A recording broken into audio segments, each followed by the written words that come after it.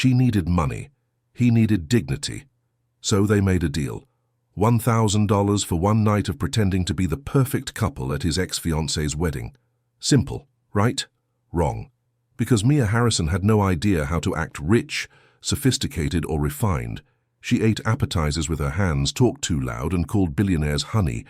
But somehow, that's exactly what made everyone fall in love with her, including him. Before we dive into this incredible story, please drop a comment below telling me where in the world you're watching from, and later give this story a rating from 0 to 10. Enjoy the story. Nathan Parker stood in front of the floor-to-ceiling windows of his apartment on the 42nd floor of a building near the Chicago River, staring at the city lights that twinkled like false promises. The skyline that usually filled him with pride now felt like it was mocking him. The Willis Tower stood tall and proud in the distance, while he felt small and defeated. In his hand he held the invitation, cream-colored cardstock with gold-embossed letters that might as well have been a death sentence. Victoria Brennan and Derek Ashford request the honor of your presence. Honor, Nathan muttered bitterly, taking another sip of whiskey that burned all the way down. There's no honor in this circus. His phone buzzed for the 15th time that hour. His sister, Emma. Answer it, you coward, he told himself, but his thumb hovered over the decline button. He knew exactly what she'd say. The same thing she'd been saying for 3 months, ever since Victoria had left him standing at the altar of Holy Name Cathedral like some tragic character in a bad romantic comedy. The phone stopped buzzing, then immediately started again. With a resigned sigh, Nathan answered. Emma, I'm fine. Liar. His sister's voice came through sharp and clear. You're drinking alone in that depressing bachelor pad, aren't you? It's not a bachelor pad, it's a luxury apartment with a view of your broken dreams. Nathan, you can't go to that wedding. Nathan walked away from the window and collapsed onto his leather couch, the one Victoria had called too masculine and emotionally unavailable. Apparently, furniture could be emotionally unavailable now. I have to go, he said quietly. Derek asked me to be his groomsman. Before everything. Before he stole your fiancée? Yeah, that before was important, Nate. Nathan closed his eyes. The memory still stung like salt in an open wound. He'd been standing at the altar, straightening his tie for the 100th time, when Victoria's maid of honor had approached with an envelope. Inside, a note in Victoria's perfect cursive handwriting. I'm sorry, I can't do this. Derek and we're in love. We always have been. The guests had gasped. His mother had fainted. And Nathan had stood there frozen, as whispers rippled through the cathedral like a virus. 300 people had witnessed his humiliation. 300 people who were now invited to witness his continued humiliation at Victoria and Derek's wedding. The whole thing is insane, Emma continued. Who asks their ex-fiancé to be in their wedding party? It's sociopathic. Derek didn't know I'd say yes. Nathan rubbed his face with his free hand. I think he expected me to punch him. You should have. Violence isn't the answer, Em. Neither is showing up to watch the love of your life marry your business rival. But here we are. Nathan winced. Derek Ashford wasn't just any rival. They'd competed for the same architecture projects for years, ever since they'd worked together at Morrison & Associates fresh out of grad school. Derek always landed the bigger clients, always got the corner office, always won.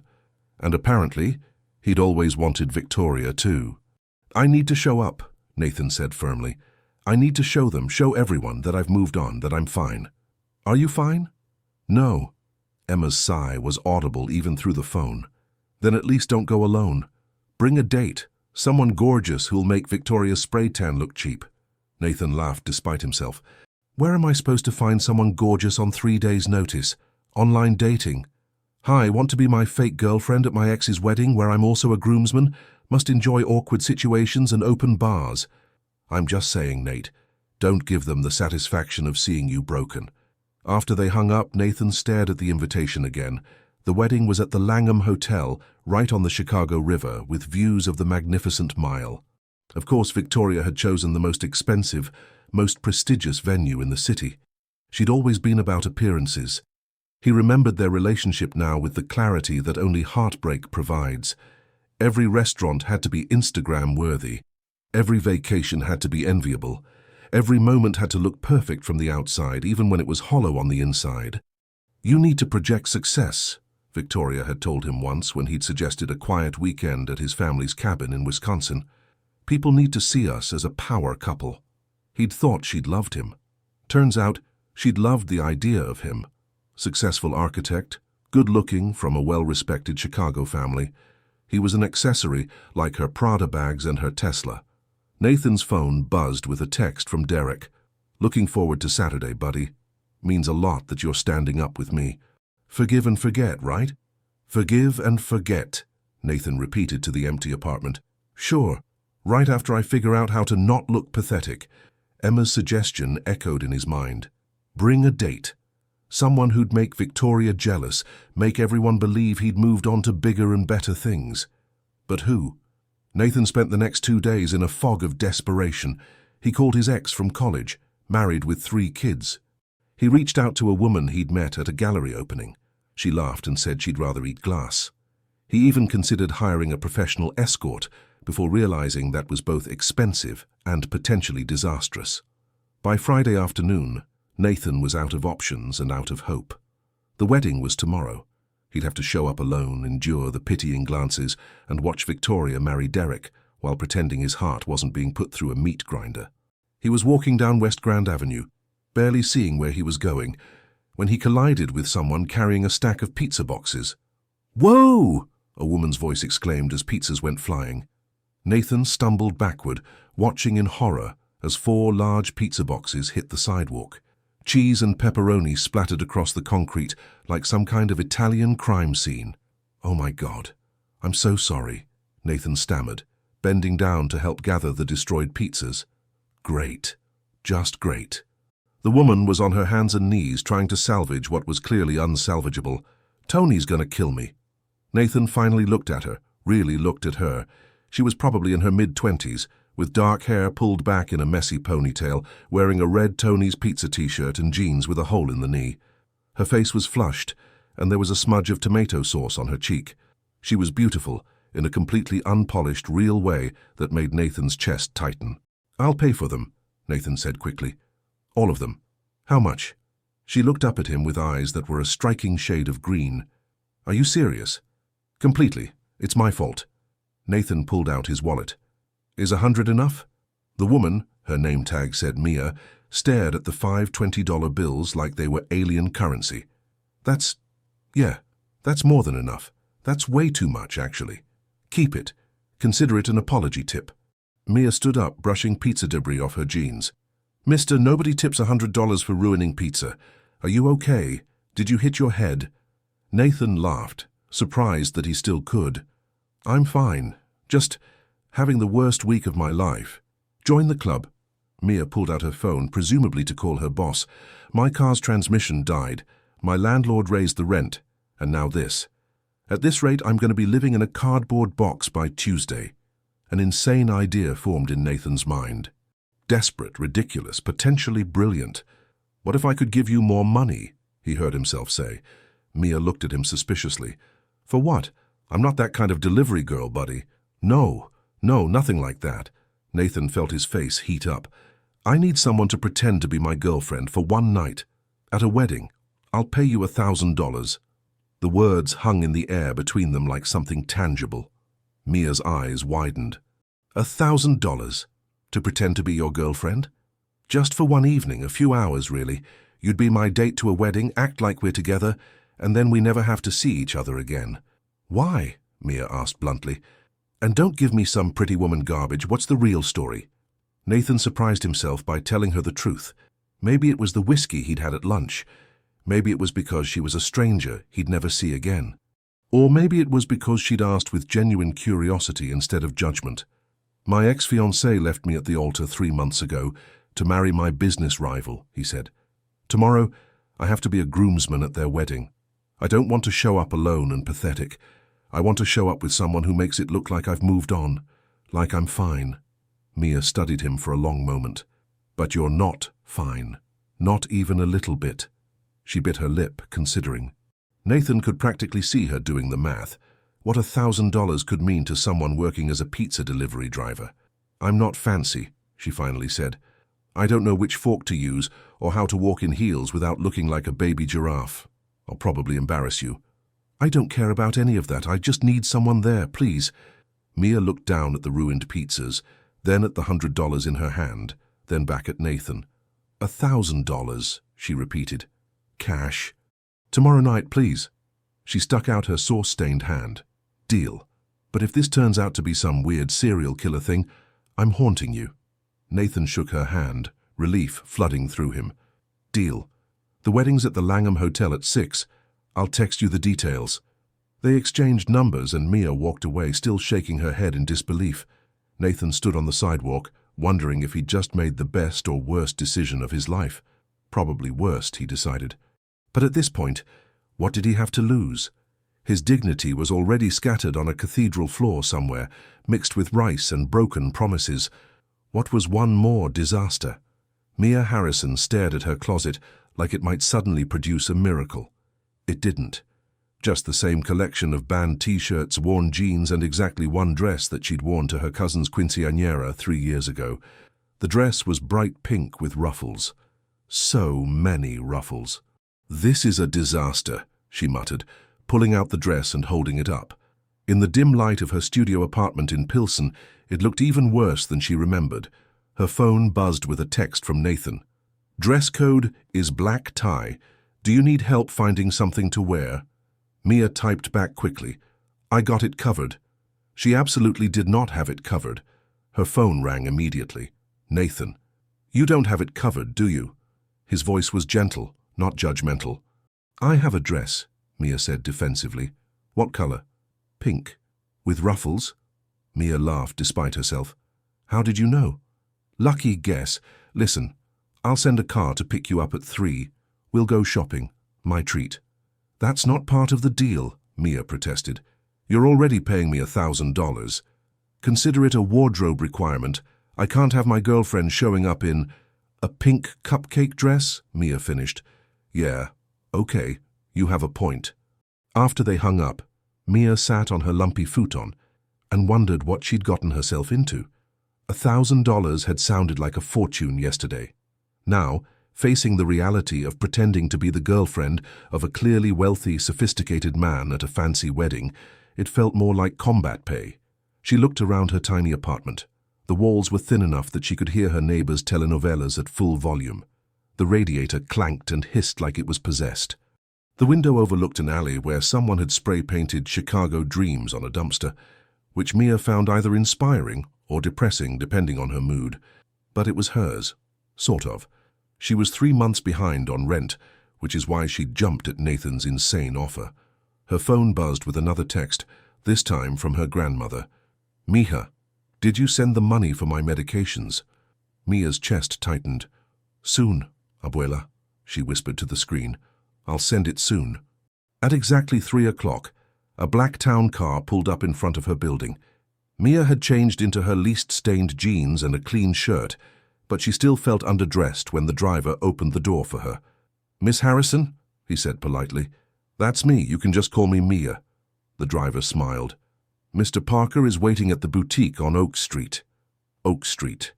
Mia had walked down Oak Street exactly once, looked at the price tags in the windows, and promptly walked back to the Red Line. That was not her world. Nathan was standing outside a boutique called Margot, looking at his phone. He'd changed from yesterday, now wearing dark slacks and a crisp white shirt that probably cost more than Mia's rent. When he looked up and saw her, his face broke into a genuine smile. Thanks for coming, he said. Thanks for not making me wear the pink disaster, Mia replied. Inside the boutique, a woman who looked like she'd stepped out of a fashion magazine approached them. Her name tag said, Gabrielle. Mr. Parker, wonderful to see you again.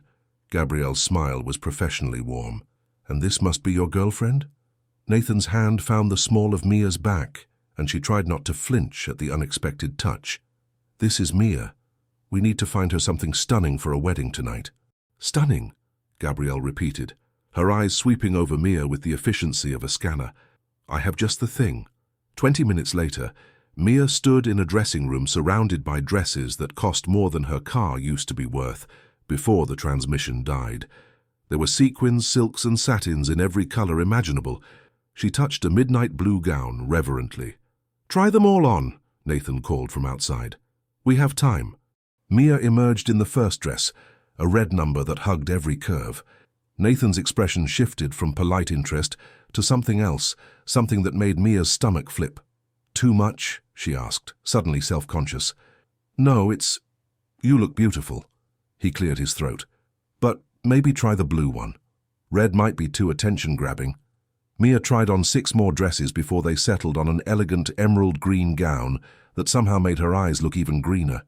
It was simple but sophisticated, with a subtle slit up one side. Gabrielle added a pair of silver heels that Mia immediately hated. "I'm going to break my ankle in these," Mia muttered.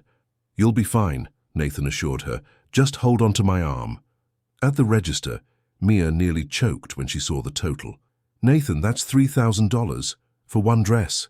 "It's an investment," he said smoothly, handing over his credit card. "In what?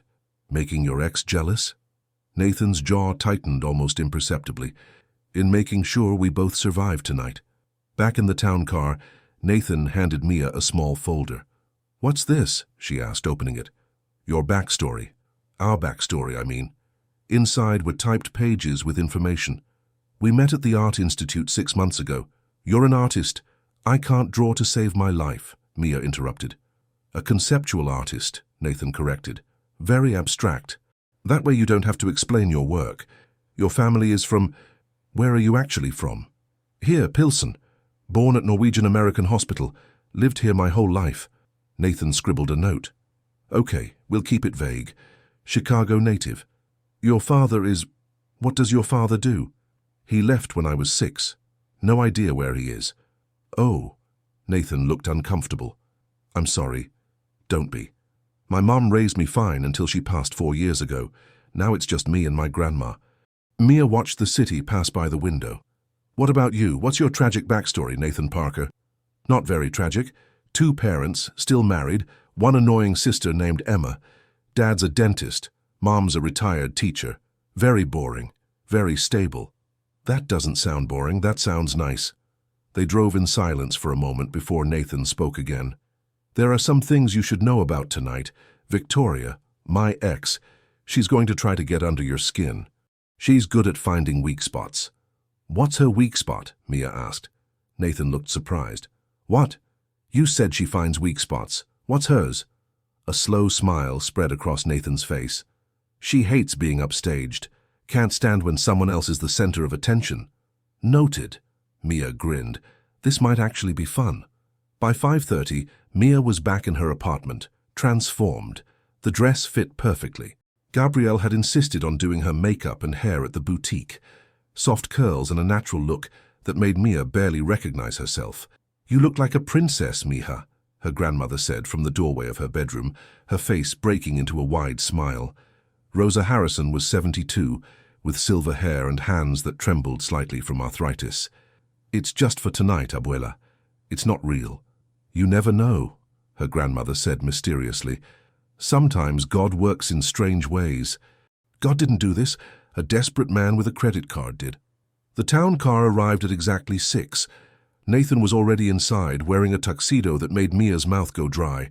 He looked like he'd stepped out of a James Bond movie. "You look incredible," he said softly.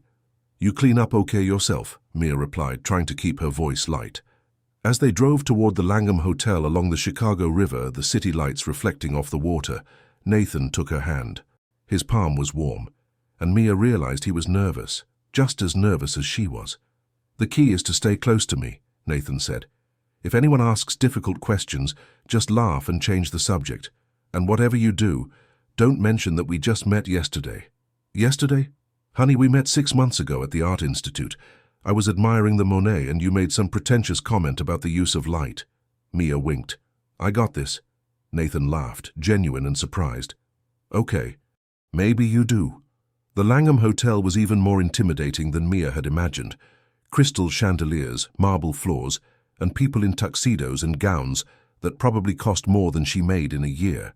Mia's heels clicked on the marble as they walked in, and she immediately stumbled.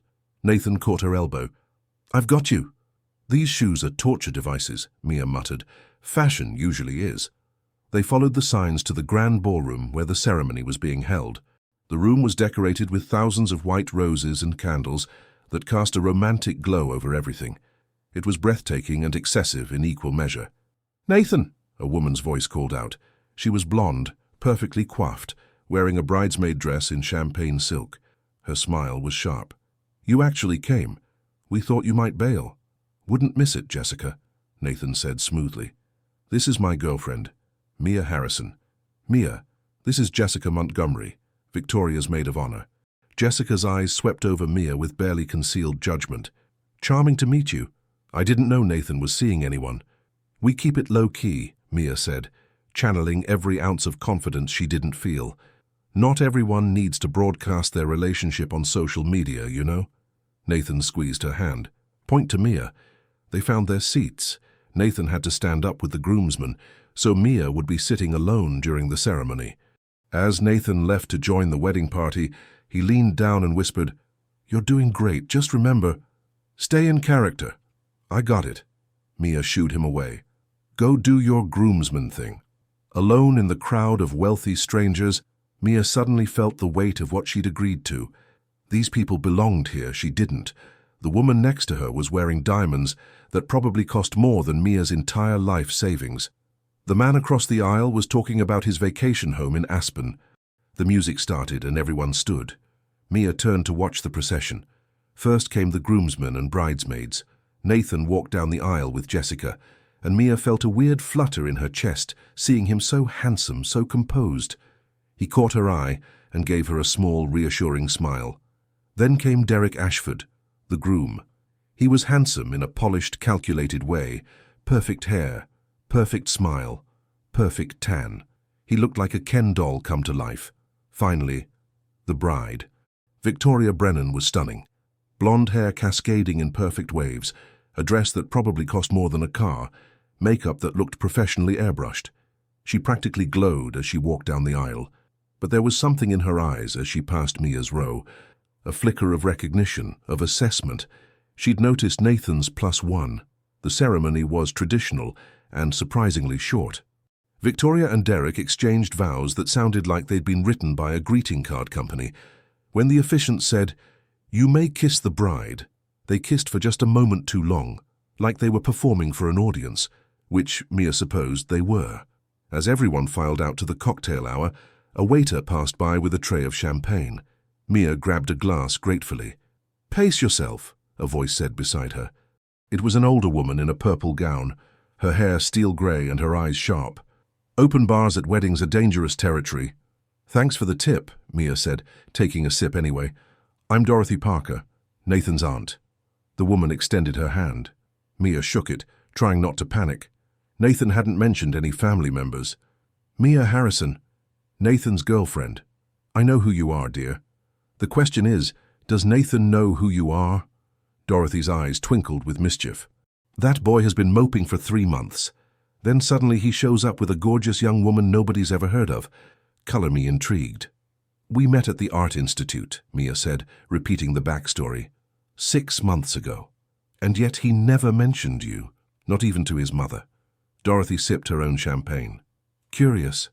Before Mia could respond, Nathan appeared at her side, looking relieved to have escaped the wedding party photos.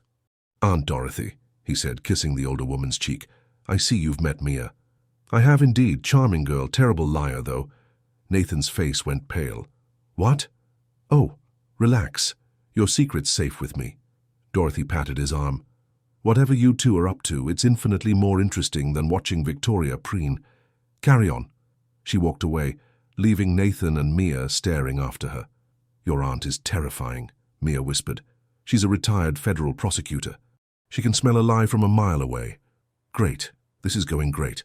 Nathan took Mia's hand again, and she was starting to get used to the feeling. "Come on. Time to face the vultures." The cocktail hour was in full swing. People clustered in groups, drinking expensive champagne and eating hors d'oeuvres that Mia couldn't even pronounce. She spotted shrimp cocktail and made a beeline for it. "These are amazing," she said, popping a shrimp into her mouth. Then another. Then 3 more in rapid succession. Nathan watched with amusement. "You know there's going to be dinner, right?" Free fancy food, Nathan. I'm not wasting this opportunity.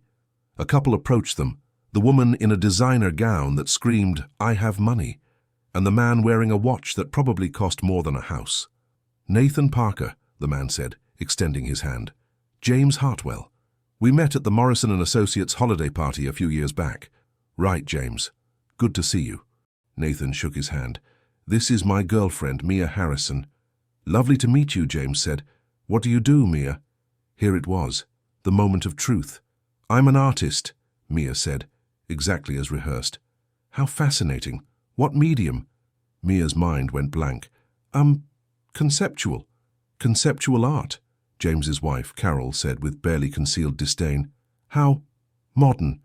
"It's very abstract," Mia added, scrambling. "Like, really abstract. You probably wouldn't get it."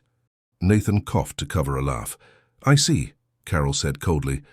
"Well, how lovely for you." They moved away, and Mia let out a breath she didn't know she'd been holding. That was a disaster. Actually, that was perfect. Carol Hartwell is the most pretentious person in Chicago. You basically told her she's not smart enough to understand your work. She'll be fuming for weeks. "Really? Really?" Nathan grinned. "You're a natural at this."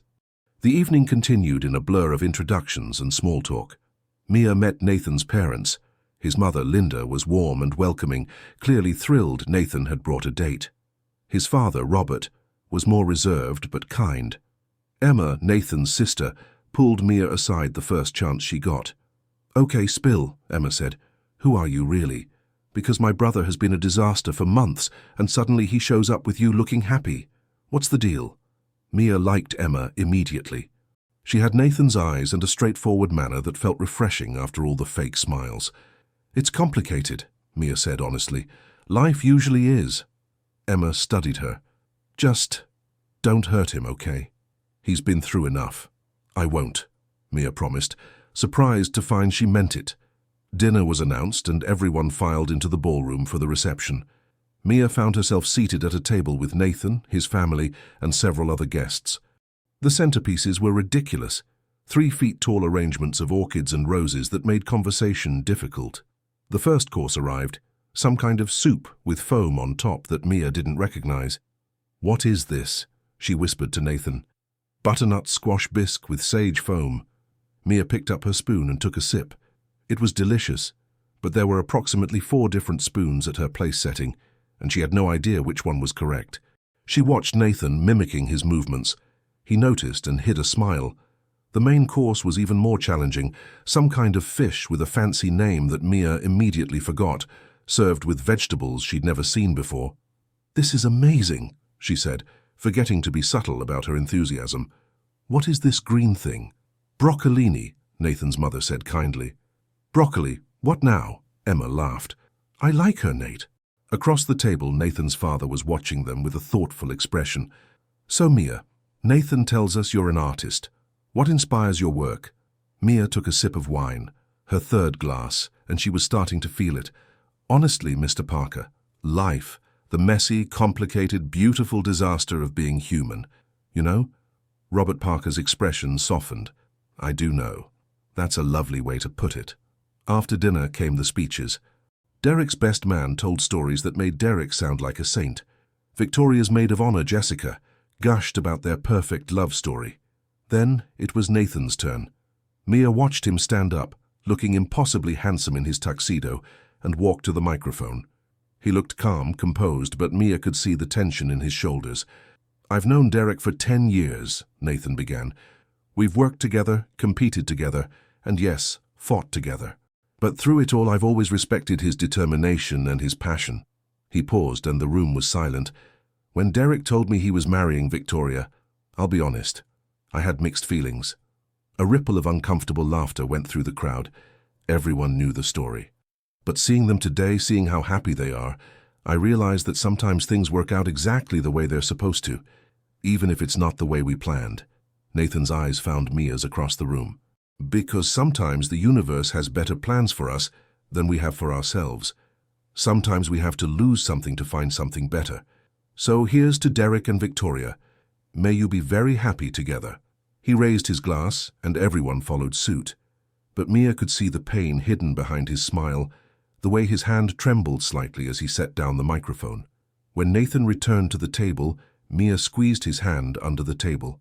"That was beautiful," she whispered. "That was a lie," he whispered back, "but thank you." The dancing started and couples flooded the dance floor. Nathan stood and extended his hand to Mia. "We should dance. Keep up appearances." Mia took his hand, her heart racing. "I should warn you, I'm terrible at slow dancing. Just follow my lead." On the dance floor, Nathan's hand settled on her waist, and Mia placed her hand on his shoulder. They swayed to the music, and despite her protests, Mia found herself relaxing into the rhythm. "You're actually pretty good at this," Nathan said. "You sound surprised. You said you were terrible." "I lied. I didn't want you to expect too much." Mia grinned. "See, I can play pretend, too." Nathan laughed, and Mia realized it was the first genuine laugh she'd heard from him all evening. Maybe the first in months. They danced through 2 songs, and Mia was acutely aware of how close they were, how solid Nathan felt under her hands, how his cologne smelled like cedar and something expensive she couldn't identify. "Thank you," Nathan said quietly, "for doing this, for being here. You're paying me $1,000. It's not exactly charity. Still, you're doing better than I could have hoped. Everyone loves you." As if summoned by the compliment, Victoria appeared beside them. She looked even more stunning up close, and Mia suddenly felt like a fraud in her borrowed dress. "Nathan," Victoria said sweetly, "could I steal you for a dance? For old time's sake." Mia felt Nathan's body tense. Every instinct told her to hold on, to not let Victoria have this moment. But she stepped back, releasing him. "Of course," Nathan said stiffly. "Mia, I'll be right back." Mia watched them move to the dance floor together, Victoria's perfectly manicured hands on Nathan's shoulders, and felt something ugly twist in her stomach. It wasn't jealousy, she told herself. It was just protective instinct. Nathan was paying her to be here to help him save face. That's all this was.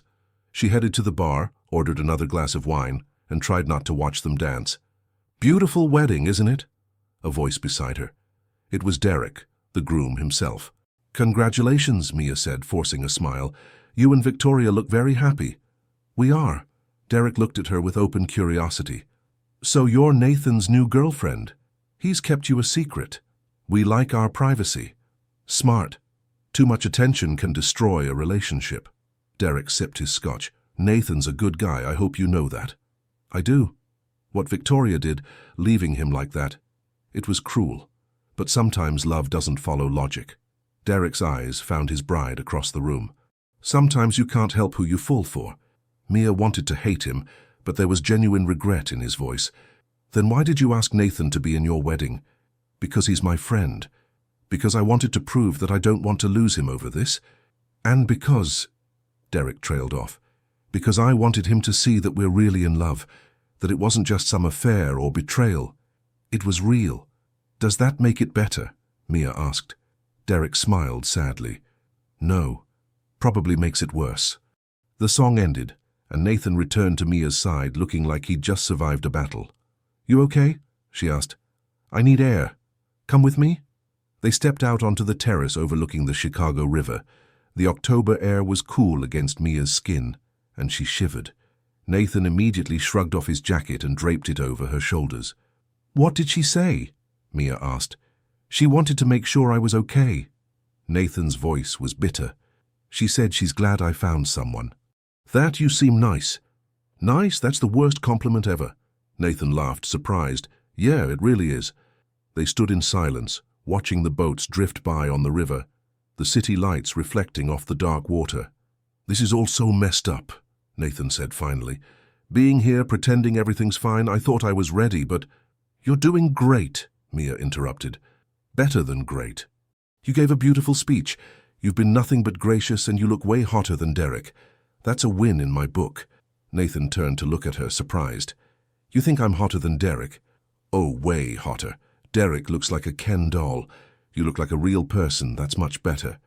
"A real person who paid a stranger to be his fake girlfriend. A real person who's going through something hard and asked for help. That takes courage." Mia met his eyes. Most people would have just hidden at home feeling sorry for themselves. I did that for 3 months before this. Then you're right on schedule.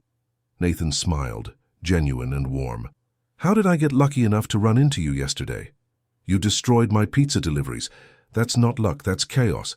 Best chaos of my life. They stood there, close enough that Mia could feel his warmth, far enough that there was still space between them. The moment stretched, fragile and real, and Mia found herself leaning in slightly, wondering. The terrace door burst open, and Emma appeared. There you two are. They're cutting the cake. Nathan, Victoria specifically asked for you to be in the photos. Of course she did, Nathan muttered. Back inside, the cake cutting was a spectacle. Victoria fed Derek a delicate bite, while photographers swarmed them like paparazzi. When it was done, Victoria's eyes found Nathan in the crowd and gave him a look that Mia couldn't quite read. Triumph? Sadness? Regret? Maybe all three. The rest of the evening passed in a blur of music, dancing and champagne. Mia found herself actually enjoying it. Nathan's family was wonderful, the food was incredible, and despite the absurdity of the situation, she was having fun. At midnight, guests started leaving. Nathan and Mia made their escape, stepping out into the cool Chicago night. You were perfect, Nathan said as they waited for the car. Better than perfect, you were real. That's because I am real, honey, Mia said, channeling her fake girlfriend persona. Then, dropping the act, but seriously, I'm glad I could help. In the car on the way back to Pilsen, Nathan pulled out an envelope. Your payment, as promised. Mia took it, felt the weight of the cash inside. $1,000. More money than she'd held at once in years. Thank you, she said softly. No, thank you. Nathan looked at her seriously. You saved me tonight.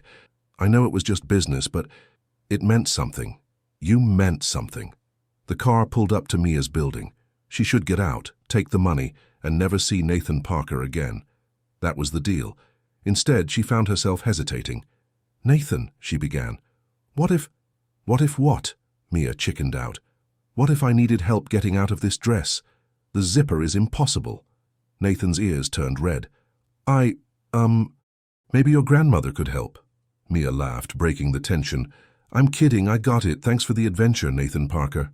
She got out of the car, clutching the envelope and his jacket, and walked into her building without looking back. In her apartment, she opened the envelope and counted the money twice. $1,000, enough to pay her grandmother's medical bills, catch up on rent, maybe fix her car. It was everything she needed.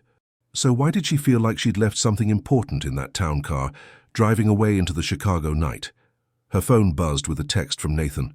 Thank you again. Tonight was special. Good luck with everything, Mia. She stared at the message for a long time before typing back. You too, Nathan. Good luck finding your real happily ever after. She hit send and set the phone down, telling herself this was the end of the story. She was wrong. 3 days later, Mia was back to her regular life, delivering pizzas in her newly fixed car, thank you $1,000 paycheck, trying not to think about Nathan Parker or emerald green dresses or the way his hand had felt on her waist. She was doing a terrible job of not thinking about it. You've been distracted all week, her grandmother observed over breakfast. Rosa was sitting at their tiny kitchen table, sorting her pills into weekly containers. Is it that handsome boy from the wedding? I was paid to go to that wedding, Abuela. It was a job, not a date. Your eyes say differently, mija. Mia's phone buzzed. Another text from Tony, her boss. Big catering order tonight. Navy Pier corporate event. Need all hands on deck. Triple pay. Triple pay sounded good. Mia texted back her confirmation and tried to ignore the way her heart sank a little. More work meant less time to figure out what she actually wanted to do with her life. She'd been delivering pizzas for 4 years now, ever since her mother died and she'd dropped out of community college to take care of her grandmother. Someday soon, Rosa said, as if reading her mind, you're going to stop putting your life on hold for me. I'm not, you are, and I love you for it. But your mother didn't raise you to deliver pizza forever. Mom delivered pizza too, Mia pointed out, and she wanted better for you. So do I. Mia kissed her grandmother's forehead. We'll talk about it later, I have to get ready for work. That evening, Mia found herself at Navy Pier, one of Chicago's most iconic tourist destinations, setting up pizza stations for some corporate event. The autumn wind whipped off Lake Michigan, and Mia pulled her Tony's pizza jacket tighter around herself. The event was being held in one of the grand ballrooms overlooking the lake. Through the windows, Mia could see Ferris wheel lights twinkling against the darkening sky. Inside, people in business attire mingled and networked, sipping wine and discussing things that sounded important and boring.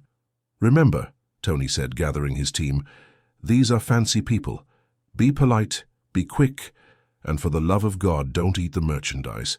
Mia grinned. "That was one time, Tony." "It was 3 times, Mia. I keep count." As guests began arriving, Mia busied herself with serving pizza slices and trying to be invisible. That's when she heard a voice that made her freeze. "Nathan Parker, didn't expect to see you here." Mia's head whipped around. There he was, Nathan, wearing a sharp navy suit and talking to a group of men in similarly expensive attire. He looked tired, she noticed. Dark circles under his eyes, tension in his shoulders. Their eyes met across the room, and Nathan's expression shifted from surprise to something softer, warmer. He excused himself from his group and walked over to her station. "Mia?" "Small world," she managed, acutely aware of her grease-stained work shirt and the way her hair was falling out of its ponytail. "What are you doing here?" "Working, catering. You know, my actual job." She gestured at the pizza. "What are you doing here?" "Architecture conference, networking event." Nathan ran a hand through his hair. "I've been trying to text you." "Have you?" Mia pulled out her phone. Sure enough, 3 unread messages from Nathan. "Just wanted to check in. Hope you're doing okay. That money I gave you, if you need more, please don't hesitate to ask. I know this sounds crazy, but I miss talking to you." "Oh," Mia said softly. "You didn't respond. I thought maybe you didn't want to hear from me." I didn't know what to say. Mia handed a pizza slice to a passing guest. "Nathan, that night it was just business. We agreed." "I know what we agreed." Nathan's voice was low, urgent. "But Mia, I can't stop thinking about you, about how real everything felt, how easy it was to talk to you. It wasn't real, I was pretending, were you? Because I wasn't. Not by the end." Nathan stepped closer. "Tell me you didn't feel it too. Tell me I'm crazy." Mia's heart hammered against her ribs. "Nathan! Nathan Parker!" Another voice interrupted. Derek Ashford appeared, Victoria at his side. Of course, because the universe had a sick sense of humor. Nathan stepped back, professional mask sliding into place. "Derek, Victoria. How are you both?" "Wonderful," Victoria said, her voice honey-sweet. "Still basking in wedded bliss, and who's this?" Her eyes landed on Mia with recognition. "Oh, the girlfriend. Still together, I see." Mia opened her mouth to correct her, to say they weren't actually together. But Nathan spoke first.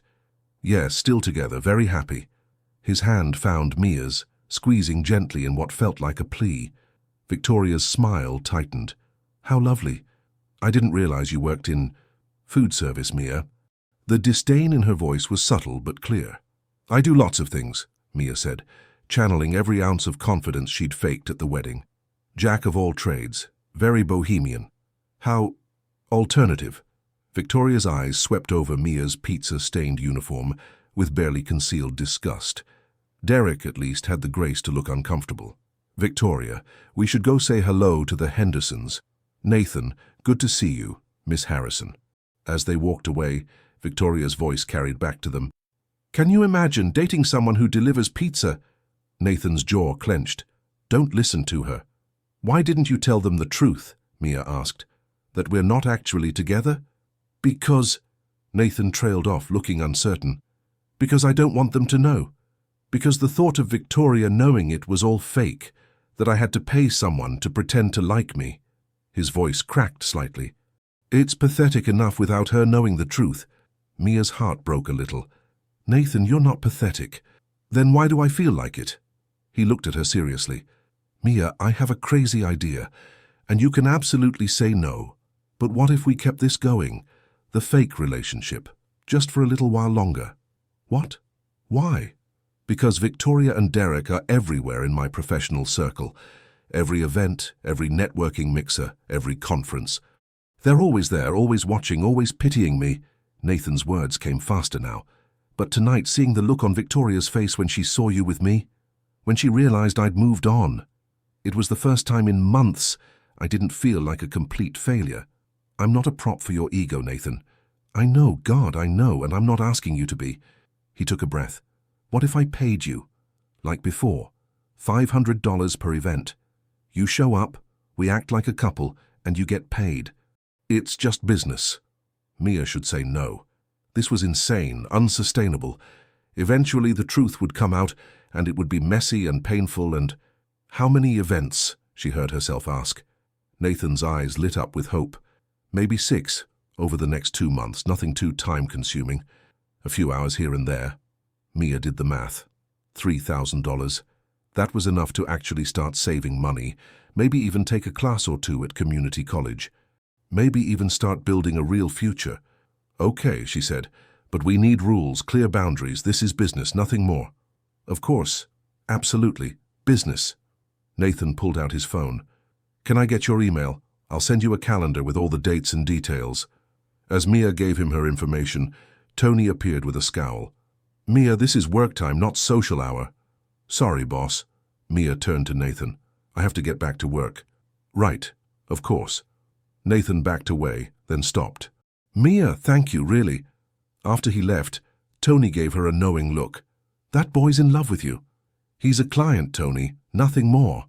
Sure he is, and I'm the Pope. The next week, Mia found herself in another dress, purchased by Nathan, at another upscale event, some charity gala at the Field Museum, pretending to be Nathan's sophisticated girlfriend. This time, she was more prepared. She'd watched YouTube videos on proper etiquette, practiced walking in heels, and even learned which fork to use when. She was determined to do this right, to earn her money and nothing more. But Nathan made it difficult. He was attentive without being overbearing, funny without trying too hard, and genuinely interested in what she had to say. When she mentioned loving the Sue the T-Rex exhibit as a kid, he spent 20 minutes giving her a private tour, pointing out architectural details of the building she'd never noticed. You really love what you do, Mia observed, as they stood beneath Sue's massive skeleton. I do. Architecture is about creating spaces where life happens, where people fall in love, raise families, build businesses, make memories. Nathan looked around the grand hall. This building has seen millions of those moments. That's what makes it beautiful. That's actually kind of romantic. Is it? Yeah. You're basically a dream builder. That's your job, building spaces for dreams. Nathan looked at her with an expression that made Mia's stomach flip. No one's ever put it that way before. The moment was broken by a familiar voice. Nathan, there you are. Emma approached with a tall, handsome man at her side. Mia, so good to see you again. This is my husband, James. Nice to meet you, Mia said, shaking his hand. Emma's been talking about you non-stop since the wedding, James said with a grin. Apparently you're the best thing to happen to her brother in years. James! Emma elbowed him, but she was smiling. What he means is, we're glad Nathan's happy. After they walked away, Nathan turned to Mia. I'm sorry about that. My family is enthusiastic. They're lovely. Mia hesitated. Nathan, what are you going to tell them when this ends? When our relationship runs its course? I haven't thought that far ahead.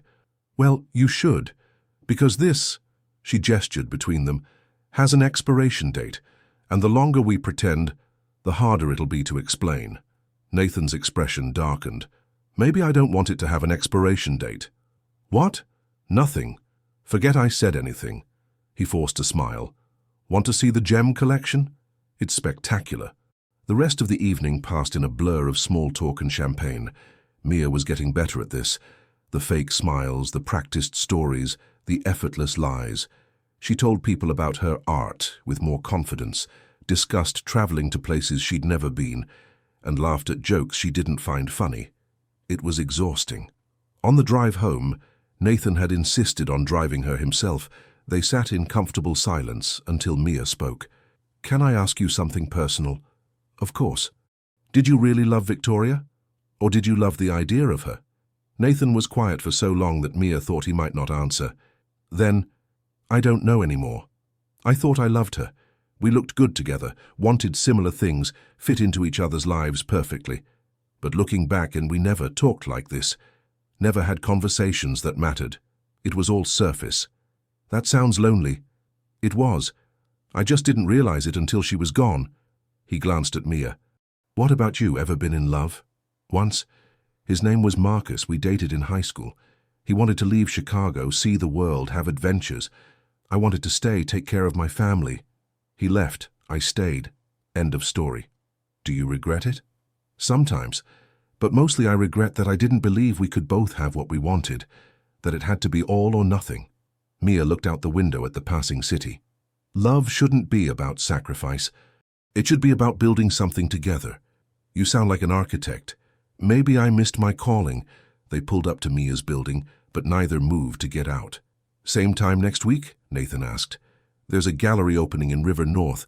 Very pretentious, but the artist is a potential client. I'll be there. Mia reached for the door handle, then stopped. Nathan, for what it's worth, Victoria was an idiot for leaving you. She hurried out of the car before she could see his reaction, but she felt his eyes on her all the way to her door. Upstairs, her grandmother was still awake, watching a telenovela with the volume too loud. How was your date? Rosa asked. It wasn't a date, it was work. Mia, when are you going to admit you have feelings for this boy? I don't have feelings. I have a business arrangement. Rosa laughed. Keep telling yourself that. Maybe eventually you'll believe it. Over the next 3 weeks, Mia and Nathan fell into a routine. 2 or 3 events per week. Gallery openings, networking dinners, charity auctions. Each time, Mia showed up in a new dress, Nathan's credit card, played her part perfectly, getting better each time, and collected her payment, saving every penny. And each time, the line between fake and real got blurrier. Nathan started texting her between events. Not about business, just random things. Pictures of interesting buildings, articles he thought she'd like, stupid jokes that made her laugh out loud on the bus. Mia found herself looking forward to seeing him, not for the money, though that helped, but because he was fun, easy to talk to, real in a way most people weren't.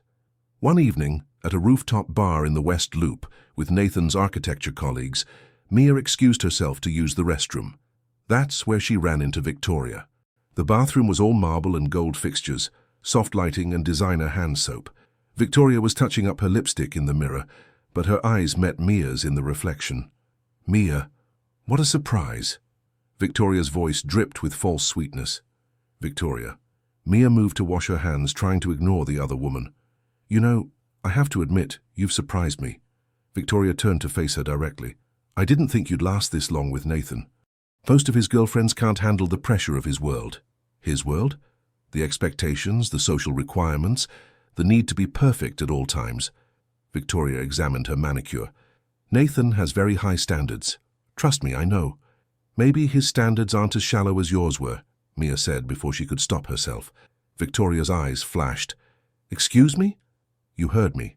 You left him at the altar. You humiliated him in front of everyone he knows. And now you have the audacity to stand here and act like you still know what's best for him? I did what was best for both of us. You did what was best for you. Mia stepped closer. Nathan deserves someone who sees him for who he really is, not just the successful architect or the perfect boyfriend or the social accessory. The real him. The guy who gets excited about building designs and makes terrible jokes and actually listens when people talk. Victoria studied her for a long moment. You're in love with him. I'm not. You are, I can see it. Something shifted in Victoria's expression. Does he know? There's nothing to know. We're just... Mia's phone buzzed. A text from Nathan. You okay? You've been gone a while. Victoria saw the text, saw the way Mia's face softened reading it. He cares about you too. More than he ever cared about me, I think. Then why did you... Because I didn't want to be cared about. I wanted to be worshipped. I wanted someone who needed me more than I needed them. Victoria's voice was bitter. Derek needs me. Nathan never did. He was complete without me. That was terrifying. Mia didn't know what to say. For the first time, she saw Victoria not as a villain, but as a deeply insecure person who'd made terrible choices. I should go, Mia said quietly. Mia, Victoria called as she reached the door. Don't waste this. Whatever you have with him, don't let fear ruin it like I did. Back at the table, Nathan immediately stood when he saw her. Everything okay? You look upset. I'm fine, just ran into Victoria. What did she say? Nathan's protective instinct kicked in instantly. Nothing important. Mia took his hand, for the first time, not because she was playing a part, but because she wanted to. Can we leave? I'm tired of pretending tonight. They left the party early and walked along the Chicago Riverwalk. The city lights reflected off the water, and the October air was crisp and cool. Neither spoke for several blocks. What did Victoria really say? Nathan asked finally. She said, I'm in love with you. Nathan stopped walking. Are you? Mia's heart pounded. This was it, the moment where everything either fell apart or came together. I don't know, she admitted. This whole thing started as fake, as business. But Nathan, somewhere along the way, it stopped feeling like pretend. And that terrifies me. Why? Because you're Nathan Parker, successful architect from a good family, with this whole amazing life ahead of you. And I'm Mia Harrison, pizza delivery girl with no degree, no prospects, and a grandmother to take care of. We're from different worlds. Nathan took both her hands in his. Do you really believe that? That any of that matters? Doesn't it? No. What matters is that you're the first person in years who's made me feel like myself. Not the successful architect or the guy who got left at the altar or any of those labels. Just me. Nathan stepped closer. You see me, Mia, the real me, and I see you too. Not the fake girlfriend or the struggling delivery driver, but the woman who works 3 jobs to take care of her grandmother, who makes terrible jokes to lighten the mood, who eats shrimp with her hands because she doesn't care what anyone thinks. That's not exactly a compliment, Mia said, but she was smiling through tears she didn't realize had started falling. It's the best compliment I can give, because you're real, Mia.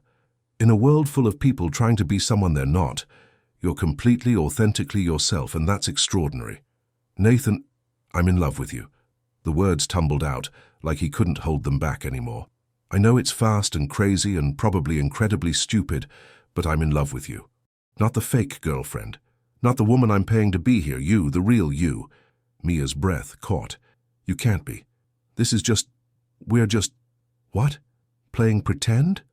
Nathan touched her face gently. Tell me this feels fake. Tell me every conversation, every laugh, every moment we've shared has been an act. Tell me and I'll walk away right now. She couldn't, because it hadn't been fake. Not for a long time. I'm scared, Mia whispered. Me too. What if we screw this up? Then we'll screw it up together. Nathan smiled. But what if we don't? What if this is the real thing? Mia looked up at him, at this man who'd stumbled into her life through spilled pizza and desperation, who'd somehow become the most important person in her world. Then I guess we find out, she said, and she kissed him. It wasn't like the movies. No dramatic music, no perfect lighting. Just 2 people on a Chicago Riverwalk, finally being honest about what they'd been feeling all along. When they pulled apart, Nathan was grinning. So, are you fired, as my fake girlfriend? Definitely fired. Good, because I'd like to hire you for a new position. Oh yeah, what's that? Real girlfriend, no pay, terrible hours, requires spending time with my nosy family. Interested? Mia laughed. Worst job offer ever. I accept. They walked back to Nathan's car hand in hand, talking about everything and nothing. For the first time in months, the future felt bright instead of terrifying. Mia's phone buzzed. A text from her grandmother. Bring that boy over for dinner tomorrow. I want to meet the man who makes you smile like that. My grandmother wants to meet you, Mia said. Fair warning. She's going to interrogate you, feed you too much food, and probably tell you embarrassing stories about me as a kid. Can't wait, Nathan said sincerely. As he drove her home, Mia thought about Victoria's words. Don't waste this. She didn't plan to, but neither of them could have predicted what was coming next. A twist that would test whether their newfound love was strong enough to survive the real world. Because in the back of Nathan's mind was a secret he hadn't told Mia yet. A job opportunity that could change everything. A position in New York City with one of the most prestigious architecture firms in the country. He'd been putting off making a decision for weeks. Now, with Mia in his life, That decision had become infinitely more complicated. And across town, Derek Ashford was making a phone call that would set events in motion neither of them could control. "Yes, I understand," Derek said into his phone.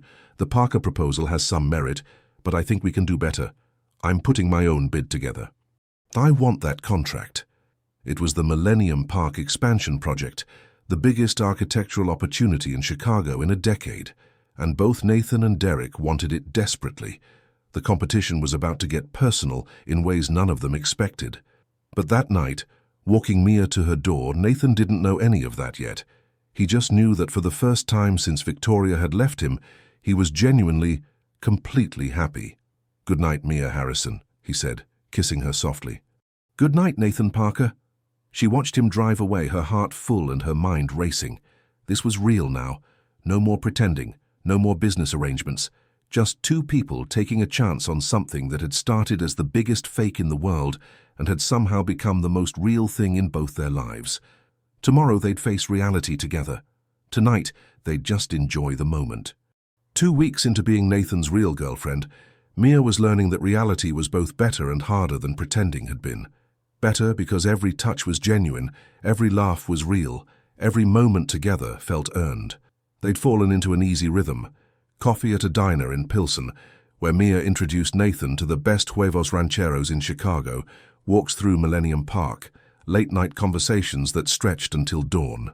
Harder because real relationships came with real complications, like the fact that Nathan's phone wouldn't stop ringing with calls from a New York number he kept ignoring. "You going to answer that?" Mia asked one evening as they sat in his apartment, Chinese takeout containers spread across his coffee table. The Willis Tower glittered through his windows, a reminder of the city they both loved. Nathan silenced the phone. "It's not important."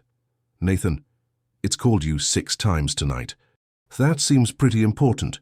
He set down his chopsticks and ran a hand through his hair, a gesture Mia had learned meant he was stressed.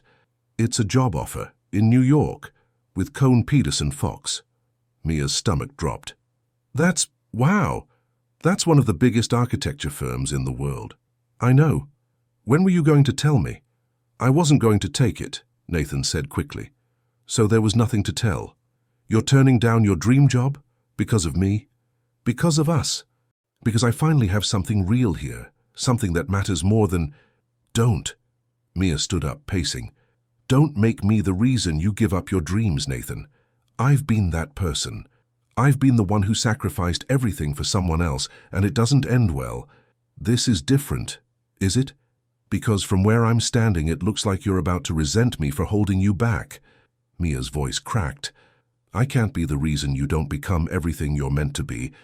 Nathan stood too, crossing to her. "Mia, listen to me. You're not holding me back. You're the first thing in my life that feels like moving forward. Everything else, the job, the success, the achievements, it all felt empty until you." "But what if it doesn't have to be empty? What if you could have both?" Mia touched his face gently. "You need to at least consider it. Talk to them. Don't make this decision because you're afraid of losing what we just found." "Are you saying you want me to go?" "I'm saying I want you to choose your path, not have me choose it for you." Before Nathan could respond, his phone rang again. Different number this time. He answered with a frustrated, "Hello?" His expression changed instantly. "When? Is he—" "Okay, I'll be right there." "What's wrong?" Mia asked. "That was Emma. My dad had a heart attack. He's at Northwestern Memorial." Nathan was already grabbing his keys. "I have to go." "I'm coming with you." They drove in tense silence through Chicago's late-night traffic, Nathan's knuckles white on the steering wheel. At the hospital, Emma met them in the waiting room, her eyes red from crying. "He's stable," she said immediately. "They did an emergency procedure. He's going to be okay, but Nate—" She grabbed her brother's hands. "The doctor said he needs to reduce stress. No more 12-hour days at the practice. He needs to slow down, maybe even retire early." Nathan's face went pale. "His practice? Who's going to—" "We'll figure it out." Emma noticed Mia and pulled her into a hug. "Thank God you're here. He needs you." Linda Parker appeared from the hallway, looking exhausted but relieved. "Nathan, sweetheart, your father's asking for you." Mia stayed in the waiting room while Nathan went to see his dad. Emma sat beside her, gripping a cold cup of coffee. He's going to want to give up everything, Emma said quietly. The New York job, his own projects. He'll try to take over Dad's practice, manage everything, fix it all himself. That's what Nathan does. He sacrifices himself trying to save everyone else. He told you about New York? He tells me everything. Well, almost everything. He didn't tell me he was in love with you until after the wedding. Emma smiled weakly. But I knew anyway. I could see it in how he talked about you. I don't want to be the reason he gives up his dreams. You're not. You're the reason he might actually let himself have them. Emma squeezed Mia's hand. Don't let him pull away. When things get hard, Nathan's instinct is to shoulder everything alone. Don't let him. When Nathan finally emerged 2 hours later, his face was drawn but calmer. He's going to be fine. Scared the hell out of all of us, but he's okay. In the car ride back to Mia's apartment, Nathan was quiet. Too quiet. Talk to me, Mia said softly. My dad built that dental practice from nothing, 30 years of his life, and now he can't keep going the way he was. He needs help managing it, maybe even needs to sell. Nathan's voice was hollow. I should stay. Help him. The New York job doesn't matter. Nathan Parker, don't you dare. Mia's voice was sharp enough to startle him. Don't use your father's heart attack as an excuse to run away from your own dreams. I'm not running away. Yes, you are. Emma told me. When things get hard, you sacrifice yourself trying to fix everyone else's problems. But your dad didn't build that practice so you could give up everything to save it. He built it to provide for his family, to give you opportunities he didn't have. Nathan pulled over to the side of the road, his hands shaking. I don't know how to do both, how to have my dreams and be there for the people I love. You figure it out together. That's what family does. That's what people who love each other do. Mia turned to face him fully. You don't have to choose between New York and Chicago, between your career and your father. There are solutions. You could help him find a good manager for the practice. You could come back on weekends. You could do the New York job for a year or two and then come back. There are options between all or nothing. And what about us? Nathan's voice broke. If I go to New York, then we figure that out too. Long distance, weekend visits, lots of phone calls. Mia took his hand. I'm not going anywhere, Nathan, not unless you push me away. I don't want to lose you. Then don't, but don't lose yourself either. I fell in love with an ambitious, passionate architect who lights up when he talks about his dreams. Don't ask me to fall in love with someone who gave all that up out of fear. Nathan kissed her then, desperate and grateful and scared. When they pulled apart, he rested his forehead against hers. I don't deserve you, he whispered.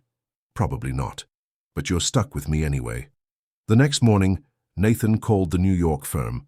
He asked for 2 weeks to handle family matters and think about it. They agreed. In those 2 weeks, everything changed. Nathan threw himself into helping his father, interviewing potential practice managers, reorganizing systems.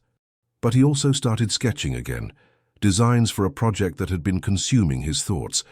The Millennium Park expansion. He'd submitted his proposal weeks ago, before everything with Mia had gotten real. Now, as the selection committee prepared to make their decision, Nathan found himself wanting it more than he'd ever wanted any project.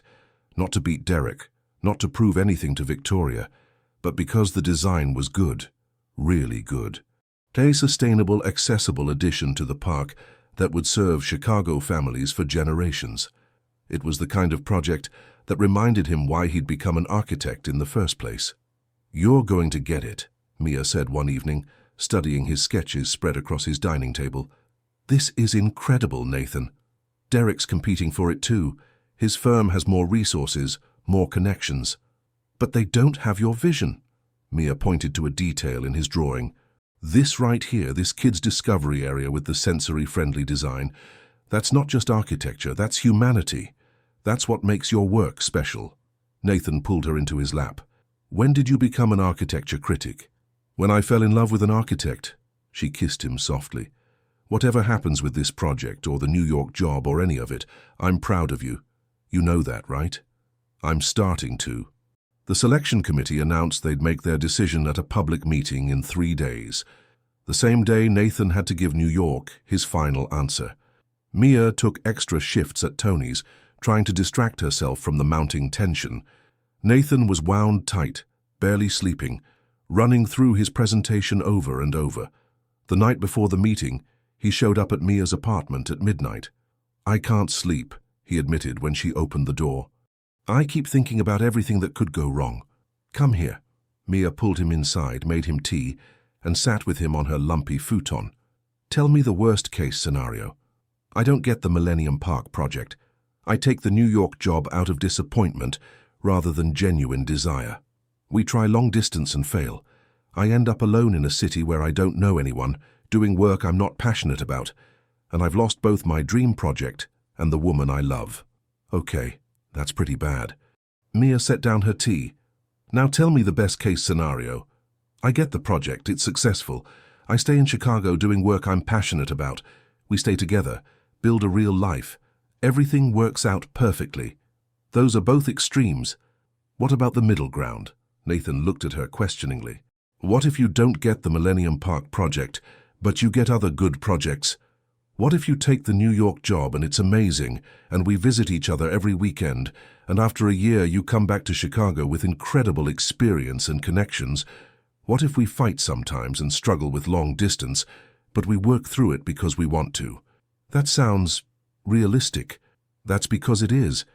Life isn't all or nothing, Nathan. It's messy and complicated, and sometimes you don't get everything you want exactly when you want it. But that doesn't mean it's not worth trying." Nathan kissed her forehead. "How did you get so wise?" "YouTube videos and telenovelas. They teach you everything you need to know about life." The day of the committee meeting, Mia took the afternoon off work. Nathan had invited her to come, but she'd declined, not wanting to make him more nervous. Instead, she waited at a coffee shop near City Hall, drinking too much caffeine and checking her phone every 30 seconds. Emma texted, "He's presenting now. Looks confident. Fingers crossed." 20 minutes later, Derek just presented. His design is good but soulless. Nathan's got this. Then nothing for an agonizing 45 minutes. Finally, Nathan called. "I didn't get it," he said, and Mia's heart sank. They chose Derek's proposal. "Nathan, I'm so sorry, but something interesting happened." Nathan's voice was strange, not defeated, but thoughtful. "The committee chairman pulled me aside after. He said my design was visionary, but too expensive for their current budget. However, he wants to discuss a different project, a community center in Bronzeville. Smaller scope, but more creative freedom, and it's exactly the kind of work I love." That's good, right? It's better than good. It's perfect. Because I realized something during that meeting, listening to Derek present his soulless corporate design. I don't want to be him. I don't want to win just to win. I want to do work that matters. So what does this mean? It means I'm calling New York. I'm taking the job. Mia's breath caught. "You are. For 1 year. 1 year to work with the best, learn everything I can, make connections, save money. And then I'm coming back to Chicago to start my own firm. Small, selective projects. Work I'm passionate about, like that Bronzeville Community Center." "Nathan, and I'm asking you to wait for me. I know it's a lot. I know a year is a long time. But Mia, you're the best thing that ever happened to me. I want to do this right, build my career the right way, become the architect I'm meant to be. So when I come back, I can offer you a real future. Not fake dates and borrowed dresses, but a real life together." Mia realized she was crying. "You absolute idiot." "Is that a yes?" "Of course it's a yes, but Nathan, you don't have to become anything for me. I already love who you are." "I know, but I need to do this for myself, to prove I can." "Then go prove it, and call me every single day." "Every single day," he promised. That evening, Nathan had one more stop to make. He went to Victoria and Derek's new house in Lincoln Park, an absurdly expensive brownstone that screamed, "We're successful and want everyone to know it." Derek answered the door looking surprised. "Nathan, everything okay? Can we talk just for a minute?" They sat on Derek's front steps, two old rivals under a Chicago twilight. "Congratulations on the Millennium Park project," Nathan said. "Your design was solid." "Thank you, that means a lot, actually." Derek was quiet for a moment. "For what it's worth, your design was better, more innovative, more human. They chose mine because it was safer, cheaper, but yours was art." "I'm not here to argue about the project." "Then why are you here?" "To thank you." Nathan saw Derek's confusion and continued. You and Victoria. What you did at the wedding, leaving me like that, it destroyed me. For months, I was a mess. But if it hadn't happened, I wouldn't have met Mia. I wouldn't have learned what real love feels like. So thank you for breaking my heart so thoroughly that I had to build a new one. Derek was silent for a long moment. She's special. Mia. Hold on to her. I plan to. Nathan stood, offered his hand. Good luck with the project. Build something Chicago can be proud of. They shook hands, and for the first time in years, Nathan felt the rivalry drain away. Derek wasn't his enemy. He was just another person trying to figure out his life. Nathan drove to Mia's apartment one last time before leaving for New York. She was waiting on the front steps, and when she saw him, she ran down and jumped into his arms. "I got you something," she said, pulling a small wrapped package from her jacket pocket. "Don't open it until you get to New York." "What is it?" "Open it when you get there," she insisted. They held each other on that Pilsen street, under the orange glow of streetlights, the distant sound of sirens and music and life happening all around them. "This is not goodbye," Nathan said firmly. "This is see you soon." "See you soon," Mia echoed. "Now go, before I change my mind and make you stay." Would that be so terrible? "Yes, because you need to do this and I need to do some things too." "Like what?" Mia smiled mysteriously. "You'll see. Now go, before I start crying and ruin my tough girl image." Nathan kissed her one more time, then got in his car. He watched her in the rearview mirror until he turned the corner, her hand raised in farewell. On the plane to New York, Nathan opened Mia's gift. Inside was a small sketchbook and a note in her handwriting. "Nathan, for all the dreams you're going to build, and for sketching Chicago when you miss it. You can sketch me too, but I'm not promising to hold still. Love always, your real girlfriend, Mia." Nathan smiled, tears pricking his eyes. He opened the sketchbook and found she'd already filled the first page with a drawing. It was terrible, stick figures and crooked lines, but he could tell what it was meant to be. The two of them holding hands on the Chicago Riverwalk, with "Our Beginning" scrawled underneath. He took out a pen and added his own note below hers. "Not our beginning, our always." 1 year later, Mia stood in front of a classroom at Harold Washington College, her hands trembling slightly. 20 students stared back at her, waiting. "Good morning," she said, her voice stronger than she felt. "Welcome to Introduction to Art History. I'm Mia Harrison, and yes, this is my first day teaching, so we're all going to learn together." The students laughed, and Mia relaxed slightly. She'd spent the last year working her butt off, finishing her associate degree, applying for scholarships, working 3 jobs to make ends meet. When the college had offered her a part-time teaching position, she'd nearly cried. Her phone buzzed with a text from Nathan. "First day. You're going to be amazing. Call me after?" She texted back a heart emoji and got started with her lecture. That evening, after class ended better than she'd dared hope, Mia took the train to O'Hare Airport. Nathan was coming home, not for a visit, for good. He'd finished his year in New York, learned everything he'd set out to learn, and was ready to start his own firm in Chicago. She spotted him the moment he came through arrivals, taller somehow, more confident, but still unmistakably her Nathan. When he saw her, his face broke into that smile she'd missed so much. "Hi," he said, dropping his bags and pulling her into his arms. "Hi yourself." Mia breathed in the familiar scent of him. "Welcome home." "God, I missed you. Phone calls and video chats are not enough. Tell me about it. Do you know how hard it is to have a proper argument over FaceTime? The dramatic storming off doesn't work when you can just end the call." Nathan laughed, really laughed, and Mia felt something settle in her chest. They'd made it. Through the distance, the doubts, the hard moments, they'd made it. "I have something to show you," Nathan said, pulling out his phone. "My first project for the new firm." He showed her designs for the Bronzeville Community Center. It was beautiful, modern but warm, accessible and innovative. Everything Nathan was as an architect. "It's perfect," Mia said honestly. "When do you start?" "Next month. But first..." Nathan set down his phone and got down on one knee right there in the arrivals terminal, pulling a small box from his pocket. Mia's hands flew to her mouth. "Nathan, Mia Harrison, a year and a half ago, You agreed to be my fake girlfriend for $1,000. Best money I ever spent. People around them were stopping, watching. But I don't want a fake girlfriend anymore. I want a real fiancée, a real wife, a real life with you. Will you marry me? Mia was crying and laughing simultaneously. You're proposing in an airport. I couldn't wait another minute. Is that a yes? You absolute disaster of a man. Mia pulled him to his feet. Yes, yes, obviously, yes. The crowd around them erupted in applause as Nathan slipped the ring on her finger and kissed her. It was perfect and messy and real, so completely real. I love you, Nathan said against her lips. I love you too, even though you're ridiculously dramatic, says the woman who once ate an entire tray of shrimp with her hands at a black tie wedding. That was one time. They walked out of the airport hand in hand into the cool Chicago evening. The city stretched out before them, full of possibility and promise.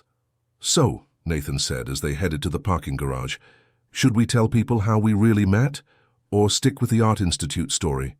The truth, always the truth from now on. Mia squeezed his hand. We met when you destroyed my pizza deliveries and offered me $1,000 to be your fake girlfriend. Then we fell in love for real. That's actually a pretty good story. It's the best story, because it's ours. 6 months later, they stood in Millennium Park, not the fancy expanded section Derek had designed, but the original park they both loved. It was a small wedding, just family and close friends, officiated by Nathan's Aunt Dorothy. These two, Dorothy said with a wry smile, came to love the hard way, through heartbreak and fake dating and too much pride. But they got there, and now they're here to make it official. Emma stood as maid of honor, crying happy tears. Nathan's parents sat in the front row, Robert fully recovered and beaming. Mia's grandmother sat beside them in a wheelchair, her hands clasped in joy. When it came time for vows, Nathan went first. Mia, you came into my life when I was broken. When I thought I'd never trust anyone again, never risk my heart again. But you showed me that real love isn't about perfection. It's about showing up. It's about being brave enough to be yourself and letting someone else be themselves too. You're my real girlfriend, my real fiancée, and now my real wife, and I promise to spend the rest of my life being real with you. Mia dabbed at her eyes.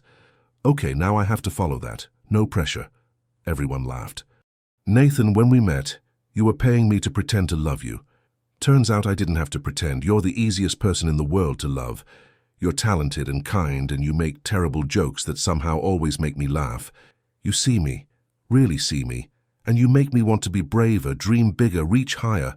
So I promise to see you too, to support your dreams and challenge you when you're being ridiculous and love you through all of it. For real. Forever.